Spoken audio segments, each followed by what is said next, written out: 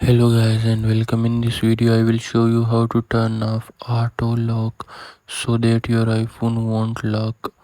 So without wasting any time, let's get started. The first thing we need to do is simply go ahead and open settings. Then in the settings you need to scroll down and tap on display and brightness. Here in the display and brightness you need to scroll down, and here you can see auto lock. Simply tap on it and you can choose your preferences. For me, I have select never. So that's it for this video. Make sure to like and subscribe for more. Until next time, see you soon in another video.